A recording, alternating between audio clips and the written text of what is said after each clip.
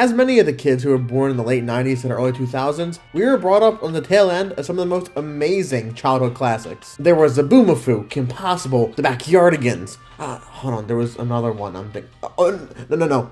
Never mind. That one did not age well. Hello, Oh yeah, and the most impactful show of them all, Avatar: The Last Airbender. An actual phenomenon of storytelling, action, and emotion wrapped up nicely in a 3-season run on Nickelodeon. Probably one of the only smart decisions Nickelodeon made at the time.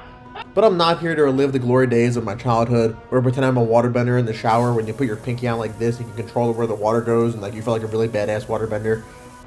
Not to mention, I give off big earthbender vibes anyway. But actually, before we get into this, comment down below what tribe or what bender you would be, and do some clickbaiting to subscribe to the channel. But given that series ended over a decade ago, I actually have a new development today that kinda has me worried. Netflix has announced a live-action adaptation for Avatar: The Last Airbender. Well, they announced it 5 years ago, and it still has no release date, but it's coming soon, I think. Actually, while I'm filming this, tomorrow is May 17th, where Netflix is going to announce their lineup for the remainder of 2023. So if that's the case, all we gotta do is look over to Feature Editor Me and see if it's coming out this year or the next.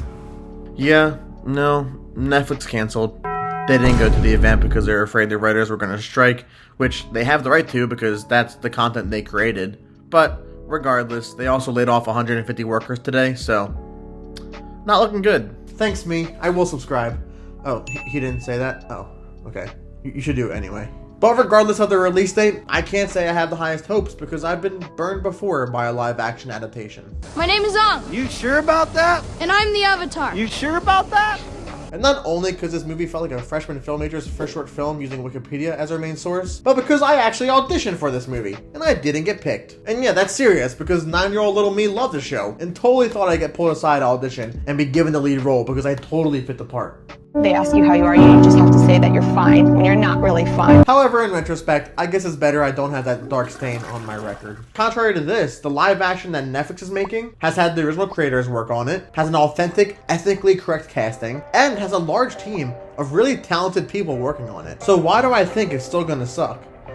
Well, hear me out. First, let me explain what we know so far about the series, and then the seeds of doubt that have been growing over the past few years. Starting on a high note, the cast is all Asian and indigenous actors, who are actually aged appropriately to the original show. Wait a minute.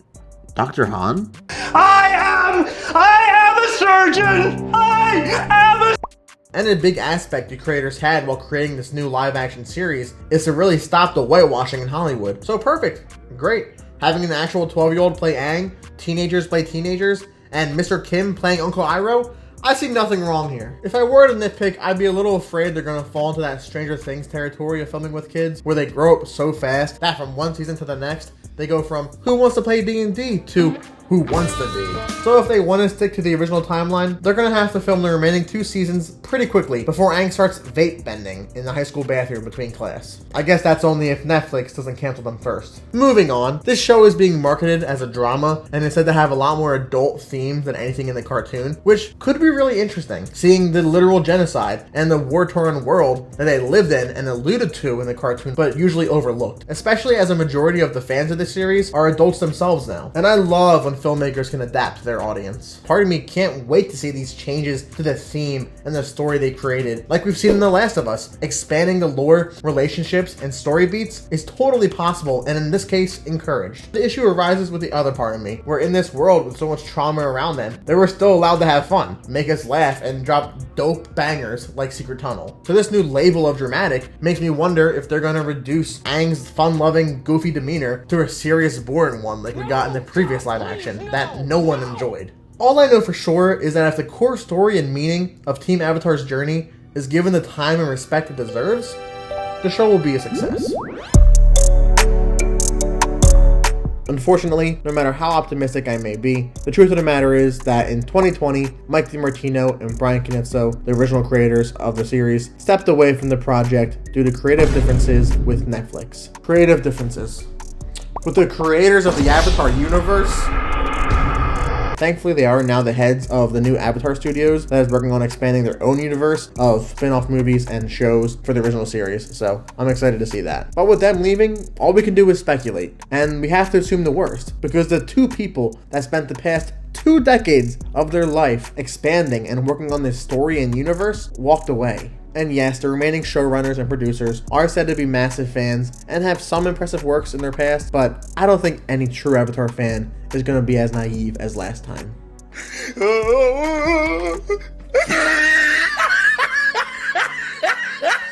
However, on the bright side, they are credited as writers for the first episode of the series, so we at least know that's going to be a banger.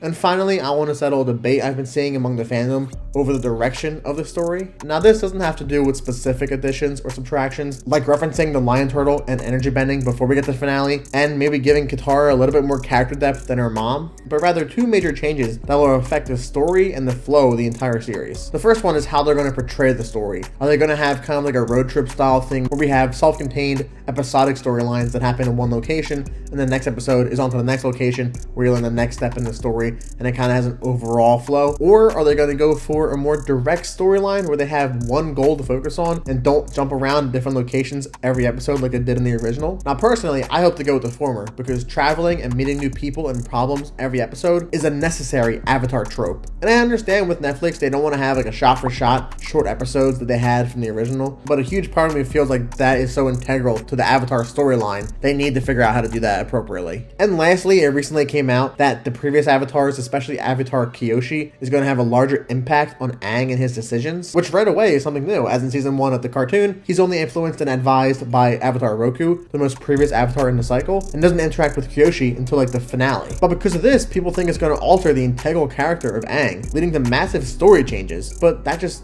can't happen.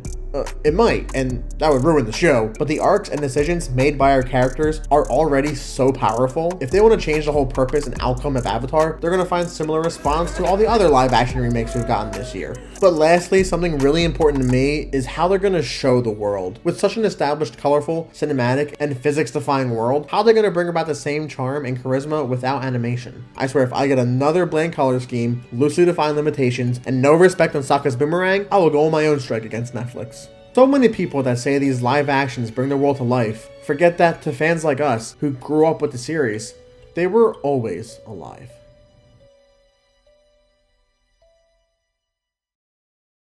But make sure to comment your predictions and thoughts down below. Subscribe if you ship Katang, and if you ship Zutara, you can subscribe too. But if you ship Katairo, you really have to rethink your life choices, because Iroh can do so much better than that. And as always, thanks for watching.